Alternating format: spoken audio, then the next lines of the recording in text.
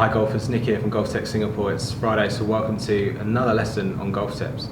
This week on golf tips, we're going to take a look at the downswing position. So a lot of golfers are told that they should try and turn the body in the downswing to create power and to make good contact. And they're sort of told not to slide the body towards the target. So for today's video, we're going to take a look at two different swings. The first one, I'm going to sort of slide my body towards the target and try and turn as little as possible. And the second one, I'm going to try and turn as much as possible in the downswing. So I'm going to try and do the same backswing, but then two different downswings. We're going to take a look at the ball flight. I've got the 3D motion on, so we're going to take a look at the sensors and how the body rotates and sways towards the target when we sit down afterwards. But in the meantime, you can follow the screen. I've just brought up on the screen here hip and shoulder turn, so we're going to discuss that quickly. Then I'm going to hit the two shots. Then we'll sit down and take a look at it in a bit more detail. So I've just pulled onto the screen there, hip and shoulder turn. So what we're looking at today is sort of a normal backswing. So in a normal backswing, you would expect maybe sort of 45 to 50 degrees of hip turn, and maybe 80 or 90 degrees of shoulder turn. And then in the downswing, what we're looking at then is, by the time we get to impact, we're looking at maybe 20 or 30 degrees of hip and shoulder turn to create sort of the right sort of swing path. So what I'm going to try and do today is try and do one swing from the same backswing. I'm going to try and slide towards and not turn.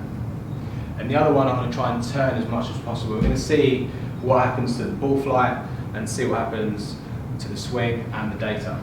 So first one is going to be normal backswing, but no turn, and just slide forward in the downswing. So you can see there on the screen, a little bit of a draw, pretty good shot actually. It felt pretty good.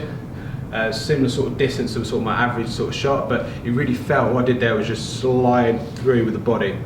So let's move on now and test out just turning. So not a bad shot there for the first one, just sort of push my hips and try to reduce my turn. This time I'm going to try and turn as much as possible in the downswing. Okay, so still reasonably good contact. This time the ball's fading. Okay, so probably similar sort of distance, but let's sit down now and take a look at those swings in a little bit of detail. So you saw the two shots there. So the first one was the draw, second one was a fade. On the left-hand side, this is my draw swing. I have the blue line on the hip, and the fade swing has the red line. So let's take a look at some differences. We're going to take a look at the shoulder and hip turn, and also the hip sway. Let's take it to the top of the backswing. You'll see the numbers are actually identical in these two swings. So I tried to make the same backswing, but it's a downswing that we're going to see the differences. Let's take it down to impact in both swings. So at impact, what you'll notice is on the right hand screen, I haven't moved my hips forward as much, and you can see how the gap between the line and my hip is a lot smaller in the fade swing than it is in the draw swing. So in the draw swing, I've moved my hips further forward, and this is represented by the hip sway number, which is 6.3 inches towards instead of 2 inches away. So I'm about 8 inches further forward towards the target in the draw swing. Also, you'll notice the turns of the body. So shoulder turn 13 compared to 36 for the fade swing, and then 16 hips compared to 46 with the fade swing. Let's move this on to right arm parallel and follow through. Again, you'll see how the hip sway keeps moving more towards, and these numbers are blue for my draw swing. That means that the swing path's going to move more into out. So we're going to take a look at the other viewpoint in a second. I just wanted to show you the differences at that point, and then in the finish, how much more forward I am. And as a result, we've got all blue numbers for the draw swing and all yellow numbers for the fade swing. Let's switch it round and take a look at down the line. Put the lines on the shaft and through the top of the elbow just to take a look at the swing path. So let's take it to the top of the backswing. So very similar position here. We saw the numbers from face on. Let's have a look at the different stages in the downswing now. So let's take it down to position 5, which is left arm parallel. So what you'll start to see is with the red swing, my hands have started to move outside of this line a little bit more. You also notice how my shoulder turn for the red swing was 45 compared to 61 for blue. So I'm turning my shoulders a little bit quicker, and the same for my hips as well.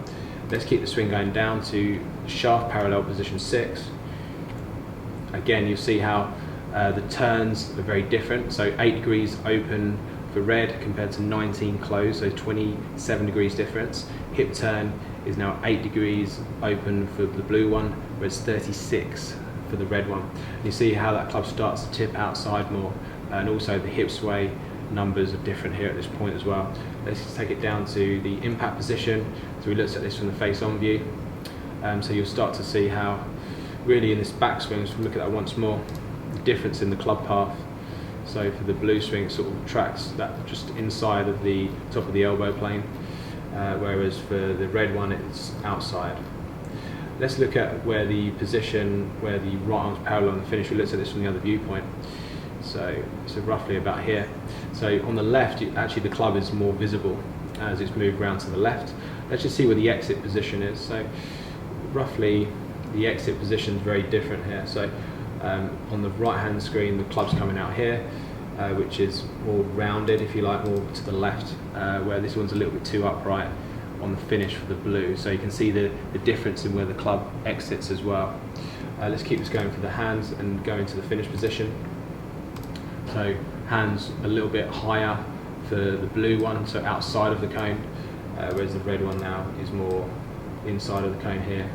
So you see the difference in sort of the exit position and the rotation. So basically the more you turn the body, the more you keep that hip sway, the more the swing path is going to move out to in. So I thought it was quite an interesting comparison video really. So I took those two to the extreme, and I wouldn't really recommend any of these two swings unless you're trying to generate a particular feel. So a lot of golfers that do slice, because they turn too much, then I'd get them to feel like they're pushing their hips towards and not turning, and vice versa. So I think that's one of the great things about the way we measure the golf swing here at GOLFTEC is there's no surprises there for the swing where I sort of push my hips towards the target and created more of a draw, more of an into-out swing path. I resulted in a lot more blue numbers. The swing where I tried to hit the fade, I had some yellow and red numbers. And that's kind of how we measure the swing here at GOLFTEC. Anything yellow and red, you'd expect an out to in swing path. Anything blue, you'd expect too much of an into out swing path. So when we're coaching here, we're trying to push people towards the green numbers, which would give you a slight into out swing path and a sort of straighter sort of swing direction. If you can, try and get down to a GOLFTEC and get your swing measure. It's a great way to sort of analyse your technique, but if not, you can use video and you can sort of try and get an idea of what you do in your swing. So you want a combination of hip slide and rotation, not one or the other.